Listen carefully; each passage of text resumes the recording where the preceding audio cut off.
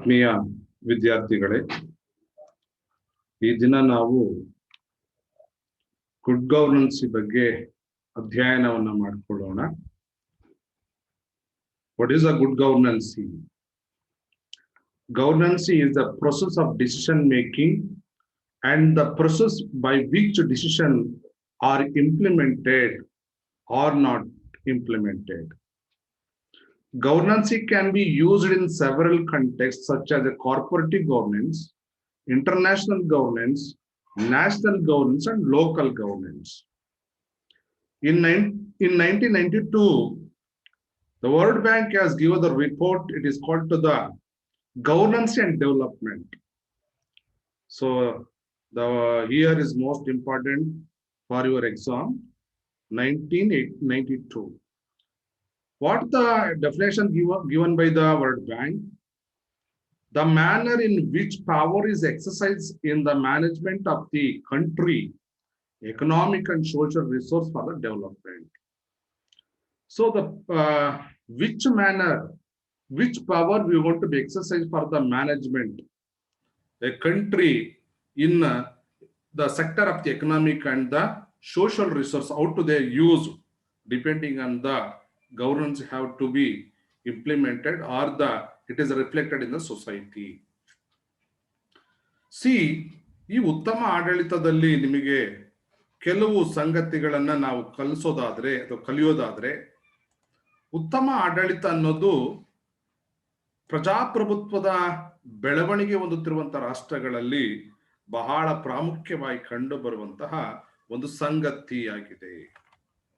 ಅಂದ್ರೆ world bank ಏನು 1992 ಅಲ್ಲಿ ಡೆವಲಪ್ಮೆಂಟ್ ಅಂಡ್ ಅಡ್ಮಿನಿಸ್ಟ್ರೇಟಿವ್ ಎಂಬ ಒಂದು ಹೆಡ್ಲೈನ್ಸ್ ಅಲ್ಲಿ ಕೊಡ್ತಲ್ಲ, ಅಭಿವೃದ್ಧಿಗಾಗಿ ದೇಶದ ಆರ್ಥಿಕ ಮತ್ತು ಸಾಮಾಜಿಕ ಸಂಪನ್ಮೂಲಗಳ ನಿರ್ವಹಣೆಯಲ್ಲಿ ಅಧಿಕಾರವನ್ನು ಚಲಾಯಿಸಬೇಕಾದ ವಿಧಾನವನ್ನ ಅದು ಮೊಟ್ಟ ಮೊದಲ ಬಾರಿಗೆ ಎಕ್ಸ್ಪ್ಲೈನ್ ಮಾಡುತ್ತು, ಅದನ್ನ ತಿಳಿಸ್ಕೊಡ್ತು.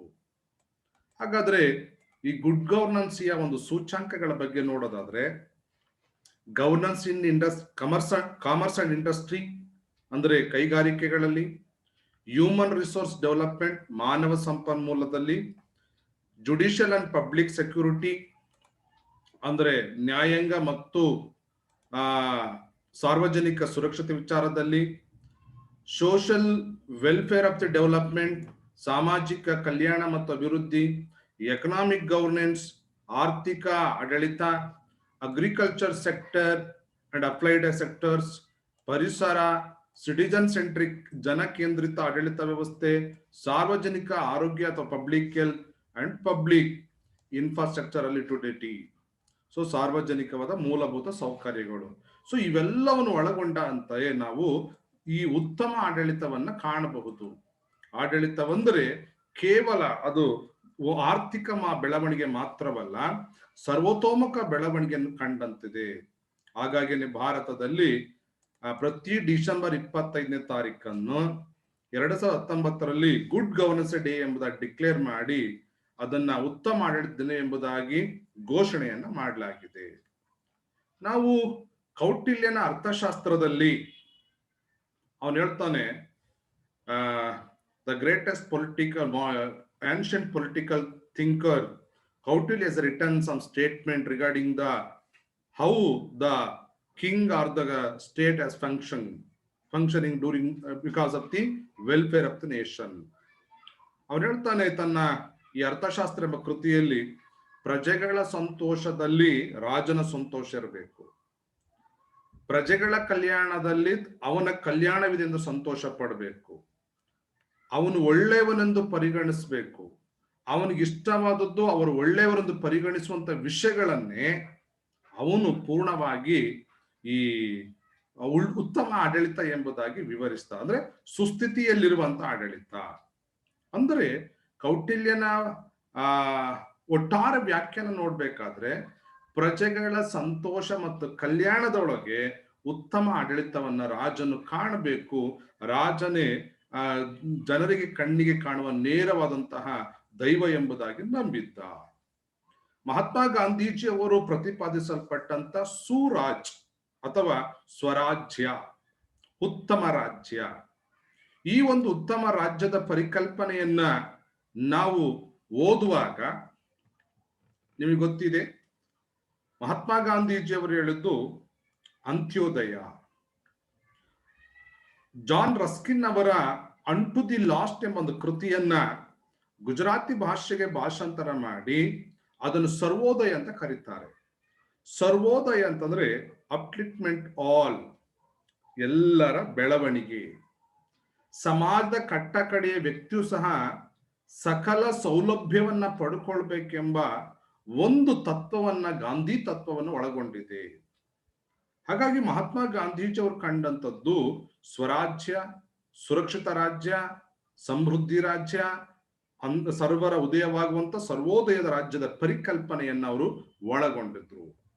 ಹಾಗಾದರೆ ಈ ಉತ್ತಮ ಆಡಳಿತದ ಕಂಬಗಳು ಅಥವಾ 4 pillars of the good governance ಅಂತ ಕರಿತೀವಿ. 4 pillars. Which are these pillars? Number 1 is ecos. It means of the service to the citizen. ಅಂದರೆ ನಾಗರಿಕರಿಗೆ ಉತ್ತಮವಾದ ಸೇವೆಯನ್ನ ಸಲ್ಲಿಸು.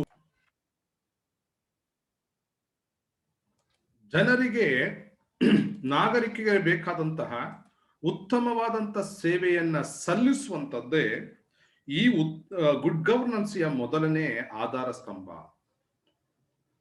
ಆಡಳಿತ ಅನ್ನೋದು ಜನರ ಮನೆ ಬಾಗಿಲಿಗೆ ಹೋಗ್ಬೇಕನ್ನೋದೇ ಸಂವಿಧಾನದ ಆಶಯ. ಸಂವಿಧಾನ ರಚನೆ ಮಾಡಿದಂತಹ ಮಹಾನ್ ವ್ಯಕ್ತಿಗಳ ಆಶಯವಾಗಿತ್ತು. Number 2, the second pillar of the good governance, it is called the ethics. It means honesty. ಆಫೀಸರ್ಸ್ಗಳು ಆನೆಸ್ಟಿ ಆಗಿರಬೇಕು. Bureaucratics, integrity and transparency. Civil service ಅನ್ನೋದು ಸಮಾಜಕ್ಕೆ ನಾವು ಕೊಡಬೇಕಾಗಿರೋ ಒಂದು ಉತ್ತಮವಾದಂತ ಒಂದು ಸೇವೆ. ಸಮಾಜ ಅಥವಾ ರಾಜ್ಯ ನಮಗೆಲ್ಲಾ ರೀತಿಯಾದಂತಹ ಸವಲತ್ತುಗಳು ಕೊಟ್ಟಿದೆ. ಜನನಕ್ಕೆ ಕಾರಣವಾಗಿದೆ, ಆರೋಗ್ಯ ಕೊಟ್ಟಿದೆ, ವಸತಿ, ನೀರು, ಗಾಳಿ, ಉತ್ತಮವಾದಂತಹ ಅವಕಾಶ ಎಲ್ಲವನ್ನು ಕೊಟ್ಟಿದೆ. ಹೀಗೆ ಕೊಟ್ಟಂತ ಸಮಾಜಕ್ಕೆ ನಾವು ಪುನಃ ಸೇವೆ ಸಲ್ಲಿಸುವಂತ ಒಂದು ಮಹತ್ತರ ಗುರಿಯೇ ಸಾರ್ವಜನಿಕ ಸೇವೆ. ಸೊ ಆಡಳಿತ ಮಾಡುವಂತಹ ಆಡಳಿತಗಾರರಲ್ಲಿ ಯಾವಾಗಲೂ ನೈತಿಕತೆಯನ್ನ ಮತ್ತು ಸೈದ್ಧಾಂತಿಕತೆಯನ್ನು ಕಾಪಾಡ್ಕೊಂಡು ಬರಬೇಕು. ಭ್ರಷ್ಟಾಚಾರ ರಹಿತ ಆಡಳಿತ, ಜನಸ್ನೇಹಿ ಆಡಳಿತ, ಜನರನ್ನು ಒಳಗೊಂಡಂತ ಆಡಳಿತ, ಸರ್ವರ ಬೆಳವಣಿಗೆ ಪೂರಕವಾದಂತ ಆಡಳಿತ ಬೇಕನ್ನೋದೇ ಇದರ ಮೂಲ ಆಶಯ. ಇವತ್ತು ನಾವು ಈ ಒಂದು ಪಾರದರ್ಶಕತೆಯನ್ನ ಏನೋ ಒಂದು ದಿಕ್ಕಿನಲ್ಲಿ ಕಳ್ಕೊಳ್ಳುತ್ತೇವೆ ಎಂಬ ಒಂದು ಮನಸ್ಥಿತಿಯಲ್ಲಿ ನಾವಿದ್ವಿ. ಸೊ ಹಾಗಾದರೆ ಆಡಳಿತವು ಸುಗಮವಾಗಿರ್ಬೇಕಂದ್ರೆ ಕೆಳ ಹಂತದಿಂದ ಮೇಲಿನ ಹಂತದವರೆಗಿರುವಂತ ಆಡಳಿತ, ಅದು ರಾಜಕೀಯ ಕಾರ್ಯಾಂಗವಾಗಿರಬಹುದು ಅಥವಾ ನೈಜ ಕಾರ್ಯಾಂಗ ಅಥವಾ ರಿಯಲ್ ಎಕ್ಸಿಕ್ಯೂಟಿವ್ ಆಗಿರುವಂತಹ ಬ್ಯೂರೋಕ್ರೆಟಿಕ್ ಆಗಿರಬಹುದು, ಇವರು ಪಾರದರ್ಶಕವಾಗಿ ಸರ್ಕಾರದ ಯೋಜನೆಗಳನ್ನ ಜನರ ಬಾಗಿಲಿಗೆ ಮುಟ್ಟಿಸುವುದಾದ್ರೆ ಅದನ್ನ ನಾವು ಗುಡ್ ಗವರ್ನೆನ್ಸ್ ಅಂತ ಕರಿತೀವಿ. ಸೆಕೆಂಡ್ ARC ರಿಪೋರ್ಟ್ ಅಂದ್ರೆ ಎರಡನೇ ಆಡಳಿತ ಸುಧಾರಣಾ ಆಯೋಗದಲ್ಲಿ ವೀರಪ್ಪ ಮೊಯ್ಲಿ ಅವರ ನೇತೃತ್ವದಲ್ಲಿ ನೀಡಲ್ಪಟ್ಟಂತಹ ಹಲವು ಸುಧಾರಣೆಗಳಲ್ಲಿ ಒಂದು ಅಂಶ ಗುಡ್ ಗವರ್ನೆನ್ಸ್ ಅಲ್ಲಿ ಎಥಿಕ್ಸ್ ಇನ್ ಗವರ್ನೆನ್ಸಿ ಅಂತ ಒಂದು ಪಾಯಿಂಟ್ ಅನ್ನು ಆಡ್ ಮಾಡಿದ್ದಾರೆ. ಆಡಳಿತದಲ್ಲಿ ನೈತಿಕತೆಯನ್ನು ಇಟ್ಕೊಳ್ಬೇಕು, ಆಡಳಿತವು ಪಾರದರ್ಶಕವಾಗಿರ್ಬೇಕು ಎಂಬುದಾಗಿ. ಹಾಗಾಗಿನೇ 2005ರಲ್ಲಿ RTI ಅನ್ನು ಜಾರಿಗೆ ತಂದರು. RTI, right to information act. ಅಂದರೆ ಈ ದೇಶದ ಯಾವುದೇ ಪ್ರಜೆ ಸರ್ಕಾರದ ಯಾವುದೇ ಒಂದು ವಿಚಾರವನ್ನ, ಗೌಪ್ಯ ವಿಚಾರಗಳನ್ನ ಬಿಟ್ಟು ಇತರೆ ಯಾವುದೇ ಇಲಾಖೆಯ ಮಾಹಿತಿಯನ್ನ ಅವನು 10 ರೂಪಾಯಿಯ ಒಂದು DD ಅಥವಾ ಡಿಮ್ಯಾಂಡ್ ಡ್ರಾಫ್ಟ್ ಅನ್ನು ಹಚ್ಚಿ ಮಾಹಿತಿಯನ್ನ ಅವನು ಪಡ್ಕೊಳ್ಳಿಕ್ಕೆ ಆ ಒಂದು RTI ಅವಕಾಶ ಕೊಟ್ಟ ನಿಮಿತ್ತವಾಗಿ RTI ಒಂದು ಕಡೆ ಹೇಳ್ಬೇಕಂದ್ರೆ ಭ್ರಷ್ಟಾಚಾರವನ್ನು ಅತ್ಯಂತ ಕೆಳ ಹಂತಕ್ಕೆ ತರ್ತಾ ಇದೆ. ಅದರ ಜೊತೆಗೆ 2013ರಲ್ಲಿ ಬಂದಂತಹ ಸಕಾಲ ಯೋಜನೆ, ಕರ್ನಾಟಕ ನಾಗರಿಕ ಸೇವೆಗಳ ಖಾತರಿ ಯೋಜನೆಯನ್ನ ಇಂದಿನ ಮುಖ್ಯಮಂತ್ರಿಗಳಂತ ಡಿ.ವಿ. ಸದಾನಂದ ಗೌಡ್ರವರು ಜಾರಿಗೆ ತಂದ್ರು. ಆ ಯೋಜನೆ ಸಹ ಜನರಿಗೆ ನಿಗದಿತ ಸಮಯದಲ್ಲಿ ಸೇವೆಯನ್ನು ಸಲ್ಲಿಸುತ್ತೆ. ಅದಕ್ಕೆ ಆ ಒಂದು ಈ ಸಕಾಲ ಯೋಜನೆಯ ಒಂದು ಸ್ಲೋಗನ್ ಏನಪ್ಪ ಅಂದ್ರೆ, ನಿನ್ನೆ ಮತ್ತು ನಾಳೆ ಅನ್ನೋಂಗಿಲ್ಲ, ಹೇಳ್ದ ಸಮಯವನ್ನ ತಪ್ಪೋಂಗಿಲ್ಲ. ಅಂದ್ರೆ ಕಾಲಮಿತಿಯಲ್ಲಿ ಒಬ್ಬರಿಗೆ ಬೇಕಾಗಿರುವಂತ ಸೌಲಭ್ಯವನ್ನು ವಿತರಣೆ ಮಾಡಬೇಕು. For example, income caste certificate ಅಂದ್ರೆ 21 ದಿನ. ಒಬ್ಬ ಮುನ್ಸಿಪಾಲಿಟಿ ನಾಳವನ್ನ ಅರ್ಜಿ ಹಾಕಿದಂತ ಒಬ್ಬ ಸಾಮಾನ್ಯ ನಾಗರಿಕನಿಗೆ ಒಂದು 7 ದಿನ ಅಥವಾ 3 ದಿನದೊಳಗೆ ಅವನಿಗೆ ಸೌಲಭ್ಯ ಕೊಡುವಂಥದ್ದು. ರೇಷನ್ ಕಾರ್ಡು, ಯಾವುದೇ ಒಂದು ಸರ್ಕಾರಿ ಸೌಲಭ್ಯಗಳನ್ನ ನಿಗದಿತ ಅವಧಿಯಲ್ಲಿ ಕೊಡಬೇಕು. ಅದು ಈ ಉತ್ತಮ ಆಡಳಿತಕ್ಕೆ ಎರಡನೆಯ ಒಂದು ಕಂಬ. ಇನ್ನು ಮೂರನೇದು ಬಂದು equity, treating all citizen alike with the empathy for the weaker section. ಎಲ್ಲಾ ನಾಗರಿಕರನ್ನ ದುರ್ಬಲ ವರ್ಗಗಳಿಗೆ ನಾವು ಸಹಾನುಭೂತಿಯನ್ನ ನೀಡಿ ಕೆಲಸವನ್ನ ಮಾಡಬೇಕು. ಇವತ್ತು ಜಿಲ್ಲಾಡಳಿತ, ತಾಲೂಕು ಆಡಳಿತಕ್ಕೆ ಜನರು ಹಲವಾರು ಸಮಸ್ಯೆ ಇಟ್ಕೊಂಡು ಸೇವೆಗಾಗಿ ಹೋಗ್ತಾರೆ. ವೃದ್ಧಾಪ್ಯದವರು ಪೆನ್ಷನಿಗಾಗಿ ಹೋಗ್ತಾರೆ. ವಿದ್ಯಾರ್ಥಿಗಳು ಬಸ್ ಪಾಸ್ ಅಥವಾ ತಮ್ಮ ಕ್ಯಾಸ್ಟ್ ಇನ್ಕಮ್ ಇತರೆ ಯಾವುದಾದ್ರು ಸೇವೆಗಳಿಗೆ ಹೋಗ್ತಾರೆ. ಆ ನಂತರವಾಗಿ ನೋಂದಣಿ ಮಾಡ್ಲಿಕ್ಕಾಗಿ ಹೋಗ್ತಾರೆ. ಭೂಮಾಪನ ಇಲಾಖೆ ಹೋಗ್ತಾರೆ. ಆ ಅಬಲರು, ಅಶಕ್ತರು ಎಲ್ಲರೂ ಸಹ ಸರ್ಕಾರದ ಸೌಲಭ್ಯಗಳಿಗಾಗಿ ಹೋದಾಗ ಅವರಿಗೆ ನಾವು ಸಹಾನುಭೂತಿಯಿಂದ ಅವರ ಕೆಲಸವನ್ನ ಮಾಡಬೇಕು. ಇತ್ತೀಚೆಗೆ ಮಾನ್ಯ ಸರ್ಕಾರ ಸಹ ಒಂದು ಆದೇಶ ಕೊಟ್ಟಿದೆ. ಅಂಗವಿಕಲರು ಮತ್ತು ಅಬಲರು ಕಚೇರಿಗಳಿಗೆ ಬಂದ್ರೆ ಅವ್ರಿಗೆ ಕುತ್ಕೊಳ್ಳಿಕ್ಕೆ ಆಸನದ ವ್ಯವಸ್ಥೆ, ಕುಡಿಯುವ ನೀರಿನ ವ್ಯವಸ್ಥೆ ಅದನ್ನ ಕಲ್ಪಿಸಿಕೊಡೋದ್ರ ಮೂಲಕವಾಗಿ ಜನಸ್ನೇಹಿ ಆಡಳಿತವನ್ನು ಕೊಡಬೇಕೆಂಬುದಾಗಿ ಆದೇಶ ಮಾಡಿದ್ರು ಸಹ ಆಡಳಿತಕ್ಕೆ ಮತ್ತೊಂದು ಉತ್ತಮವಾಗಿರುವಂತ ಅಂಶ ಎಂಬುದಾಗಿ ನಾನು ಪರಿಗಣಿಸ್ತೇನೆ. ಇನ್ನು 4ನೇ ಕಂಬ ಬಂದು the 4th pillar of the good governance is efficiency, speed and effective delivery of service without harassment and using ITC increasingly. ದಕ್ಷತೆ ಇರಬೇಕು. ಕಿರುಕುಳವಿಲ್ಲದಂತ ತ್ವರಿತಗತಿಯಾದಂತ ಒಂದು ಪರಿಣಾಮಕಾರಿಯಾದಂತ ಸೇವೆಯನ್ನ ಜನರಿಗೆ ಕೊಡಬೇಕು. ಆಡಳಿತದಲ್ಲಿ ಇದು ಬಹಳ ಪ್ರಾಮುಖ್ಯವಾದಂತ ವಿಚಾರ. ಬಹಳ ಸಮಯ ಏನ್ ಮಾಡ್ತಾರಂದ್ರೆ ಹಣಕ್ಕಾಗಿ ಪೀಡಿಸುವಂಥದ್ದು, ಕೆಲಸ ಮಾಡುವಂತ ಜನರ ಕೆಲಸವನ್ನ ನಾಳೆ ಮಾಡುತ್ತೇನೆ, ನಾಡಿದ್ದು ಮಾಡುತ್ತೇನೆಂದಾಗಿ ಜನರು ಅಲೆದಾಡಿಸುವಂಥದ್ದನ್ನು ನಾವು ಸಾಧಾರಣವಾಗಿ ವಿವಿಧ ಭಾಗದಲ್ಲಿ ಕಾಣುತ್ತಿರ್ತೀವಿ. ಇದನ್ನು ತಪ್ಪಿಸಬೇಕೆಂಬ ಒಂದು ನಿಟ್ಟಿನಲ್ಲಿ ತಂತ್ರಜ್ಞಾನ ಇವಾಗ ಮುಂದುವರೆದಿದೆ. ಎಲ್ಲ ಮ್ಯಾನ್ಯುವಲ್ ಎಲ್ಲ ಡಾಕ್ಯುಮೆಂಟ್ಸ್ಗಳು ಹೋಗೋದೆಲ್ಲ ಕಡಿಮೆ ಮಾಡಿ ಮಾನ್ಯ ಸರ್ಕಾರ ಈ ಆಡಳಿತವನ್ನ ಜಾರಿಗೆ ತಂದು, ಕಾಗದ ರಹಿತ ಆಡಳಿತ ಜಾರಿಗೆ ತಂದು, ಆನ್ಲೈನ್ ಮೂಲಕವಾಗಿ ಇವತ್ತು ನಾವು ಕರೆಂಟ್ ಬಿಲ್ ಕಟ್ಟೋದು ಬೇಕಾದ್ರೆ ಆನ್ಲೈನ್ ಮಾಡಬಹುದು, ಫೋನ್ ಬಿಲ್ಲು, ನಳದ ನೀರಿನ ಬಿಲ್ಗಳು ಅಥವಾ ವಿದ್ಯುತ್ ಶಕ್ತಿ ಬಿಲ್ಗಳನ್ನು ಕಟ್ಟಬಹುದು.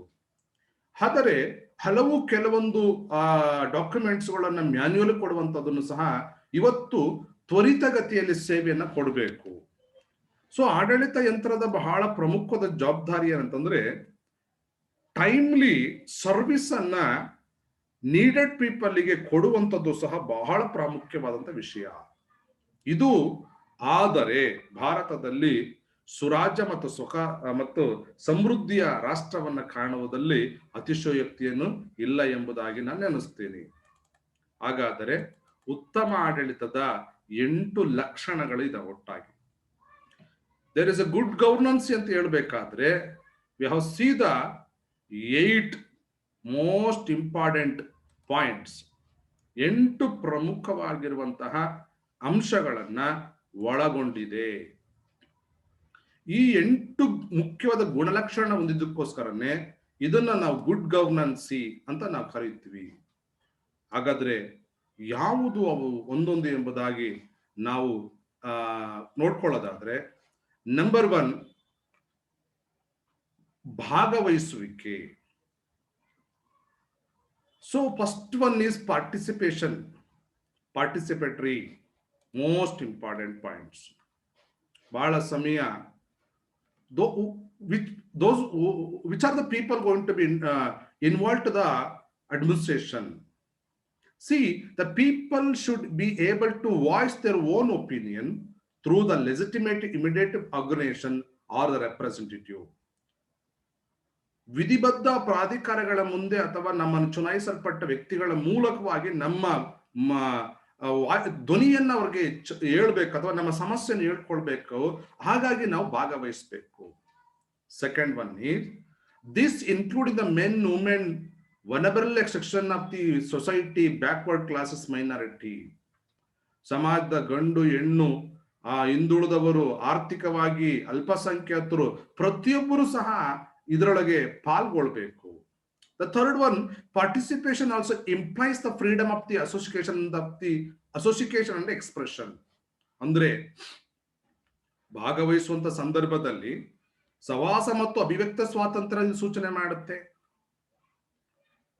ಪುರುಷ ಮತ್ತು ಮಹಿಳೆ ಸಮಾಜ ದುರ್ಬಲ ವರ್ಗಗಳು ಹೀಗೆ ಅವರು ಸ್ಪಂದಿಸುವ ಮೂಲಕ, ಭಾಗವಹಿಸುವ ಮೂಲಕವಾಗಿ ಅವರ ಹಕ್ಕನ್ನು ಅವರು ಪ್ರತಿಪಾದಿಸಬಹುದು. Number one is most important. ಅವರು participation is most important in good governance. Number two is the rule of law. So ಅಂದ್ರೆ ಕಾನೂನಿನ ಆಳ್ವಿಕೆ. Legal framework should be enforced impartially, especially on human right law. ಅಂದ್ರೆ ಕಾನೂನಿನ ಚೌಕಟ್ಟನ್ನ ನಿಷ್ಪಕ್ಷಪಾತವಾಗಿ ಜಾರಿಗೊಳಿಸಬೇಕು. ಕಾನೂನು ಚೌಕಟ್ಟಲ್ಲಿ ಕೆಲಸ ಆಗ್ಬೇಕು. ಕಾನೂನಿನ ಮೀರಿದ ಕೆಲಸಗಳನ್ನು ಯಾರು ಸಹ ಮಾಡಿಸ್ಕೊಳ್ಳಕ್ಕೆ ಪ್ರಯತ್ನ ಪಡಬಾರ್ದು. ವಿಶೇಷವಾಗಿ ಮಾನವ ಹಕ್ಕುಗಳು ಅಂದರೆ ಹ್ಯೂಮನ್ ರೈಟ್ಸ್ ಅಂತ ಏನ್ ನಾವು ಕರಿತೀವಲ್ಲ, ಈ ಮಾನವ ಹಕ್ಕುಗಳನ್ನ ಹರಣಾಗದ ರೀತಿಯಲ್ಲಿ ಅಥವಾ ಅವಕ್ಕೆ ಚ್ಯುತಿ ಬರದ ರೀತಿಯಲ್ಲಿ ಕಾಪಾಡಬೇಕಾಗಿದ್ದು ಕಾನೂನಿನ ಕರ್ತವ್ಯ. ಎರಡನೇದು, ಕಾನೂನಲ್ಲಿ ಕಾನೂನಿನ ನಿಯಮವಿಲ್ಲದೆ ರಾಜಕೀಯ ಮಸ್ತ್ಯನ್ಯಾಯ ತತ್ವ ಅನುಸರಿಸುತ್ತೆ. ಒಂದು ವೇಳೆ ಕಾನೂನು ಸರಿಯಾಗಿ ಇಲ್ಲ ಅಂತಂದ್ರೆ ಈ ರಾಜಕೀಯದು ಮಸ್ತ್ಯನ್ಯಾಯ ಅಂತಂದ್ರೆ ಬಲಶಾಲಿಯಾದ ಮೀನು ದುರ್ಬಲವಾದ ಮೀನು ನುಂಗಿ ಬದುಕಿದ ರೀತಿಯಲ್ಲಿ ಸಮಾಜದಲ್ಲಿ ಬಲಶಾಲಿಗಳು ಬಲಹೀನರು ತುಳಿದು ಬದುಕ್ತಾರೆ ಅನ್ನೋದು ಇದರ ಬಹಳ ಒಂದು definition. Without rule of law, politics will follow the principle of mastanyaya. Example, law of fish, meenu, which means a strong will prevail over the weak. ಬಲಿಷ್ಠವಾದ ಮೀನು ಸಣ್ಣ ಸಣ್ಣ ಮೀನನ್ನು ತಿಂದು ಬದುಕಿಬಿಡುತ್ತೆ. ಆ ಮೀನನ್ನು ಕೇಳಲಿಕ್ಕೆ ಯಾರು ಸಹ ಇರೋದಿಲ್ಲ. ಮೂರನೇದು, ಒಮ್ಮತದ ಆಧಾರಿತ. ಅಂದರೆ ನಿರ್ಧಾರಗಳು ಏನೇ ತೆಗೆದುಕೊಳ್ಳಬೇಕಾಗಿದ್ರು ಪರಿಪೂರ್ಣವಾಗಿ ಪ್ರತಿಯೊಬ್ಬರು ಬಯಸುವಂತಹ ನಿರ್ಧಾರಗಳನ್ನ ಆಡಳಿತ ತೆಗೆದುಕೊಳ್ಳಬೇಕು. ಸಾಮಾನ್ಯ ಕನಿಷ್ಠವನ್ನು ಪ್ರತಿಯೊಬ್ಬರು ಸಾಧಿಸಬಹುದು, ಯಾರಿಗೆ ಹಾನಿಯಾಗೋದಿಲ್ಲ. ಅಂದ್ರೆ ಅರ್ಥ ಏನಂದ್ರೆ ಎಲ್ಲರನ್ನು ಒಳಗೊಂಡಂತ ಒಂದು ನಿರ್ಧಾರಗಳನ್ನ ಕೈ ಹಾಕಬೇಕು. ನಂಬರ್ ಟೂ, ಸಮುದಾಯದ ಹಿತಾಸಕ್ತಿಯನ್ನ ಒಳಗೊಂಡಿರಬೇಕು. ಒಂದು ಸಮಾಜವನ್ನ ಬದಲಾವಣೆಗೆ ತರುವಂತ ಆಡಳಿತ, ಒಂದು ಸಮಾಜಕ್ಕೆ ಪೂರಕವಾದಂತ ಆಡಳಿತವನ್ನ ಕೊಡಬೇಕು. That is called the consensus of the oriented. Consensus oriented is decision making ensure that even if everyone does not achieve what they want to be fullest, a common minimum can achieve by everyone, which will not be detrimental to anyone. ಅಂದ್ರೆ ಕನಿಷ್ಠವಾದದ್ದನ್ನಾದರೂ ಅವನು ಪಡ್ಕೊಳ್ಳುವಂತ ಒಂದು ವ್ಯವಸ್ಥೆಯನ್ನ ಹೊಂದಿರಬೇಕು. Next point ಬಂದು equity and inclusiveness. ಅಂದರೆ ಪ್ರತಿಯೊಬ್ಬರನ್ನ equity ಅಂತಂತಂದ್ರೆ ಉತ್ತಮ ಆಡಳಿತ ಸಮಾಜಕ್ಕೆ ಒಂದು ಉತ್ತಮ ಭರವಸೆ ಕೊಡುತ್ತೆ. ಓಕೆ, ಅಂದರೆ ಜನರು ಯೋಗಕ್ಷೇಮವನ್ನ ಸುಧಾರಿಸುವಂಥದ್ದು, ಜನರಿಗೆ ಜೀವನ ಸಾಗಿಸಲು ಬೇಕಾದ ಅವಕಾಶವನ್ನ, ಅಂದ್ರೆ ಎಲ್ಲರನ್ನು ಒಳಗೊಂಡಂತ ಒಂದು ಆಡಳಿತ, ಇನ್ಕ್ಲೂಸಿವ್ನೆಸ್. ಸೊ ಇದು ಕೇವಲ ಒಬ್ಬರಿಗೆ ಮಾತ್ರವಲ್ಲ. Good governance assures and equitable society, ಸಮಾನವಾದಂತ ಒಂದು ಸಮಾಜ ಸೃಷ್ಟಿ ಮಾಡುತ್ತೆ. People should have opportunity to improve or the maintain their well being. ಹಲವಾರು ಅವಕಾಶಗಳನ್ನು ಕಲ್ಪಿಸಿಕೊಡೋದ್ರಿಂದ ಅವರು ಉತ್ತಮ ಜೀವನ ನಿರ್ವಹಣೆ ಮಾಡಲಿಕ್ಕೆ ಇದು ಸಾಧ್ಯವಾಗುತ್ತೆ. ಮುಂದಿನ ಲಕ್ಷಣ ಬಂದು ಎಫೆಕ್ಟಿವ್ನೆಸ್ ಅಂಡ್ ಎಫಿಷಿಯನ್ಸಿ. ಅಂದ್ರೆ ಏನು ಇದರ ಅರ್ಥ? Process and institutions should have to able to produce result that meet the needs of their community. ಅಂದರೆ ಸಮುದಾಯದ ಅಗತ್ಯತೆಗಳನ್ನು ಪೂರೈಸುವಂತಹ ಸಂಸ್ಥೆಗಳು, ಪ್ರಕ್ರಿಯೆಗಳು ನೀಡಲು ಸಾಧ್ಯವಾಗುತ್ತೆ. ಯಾವುದೇ ಒಂದು ಸಂಸ್ಥೆ ಅಂತಂದ್ರೆ ಆಡಳಿತ ಸಂಸ್ಥೆ, ಸರ್ಕಾರ ಅನ್ನೋದೊಂದು ಸಂಸ್ಥೆ, ಇಟ್ ಇಸ್ ಆಲ್ಸೋ ಒಂದು ಇನ್ಸ್ಟಿಟ್ಯೂಷನ್.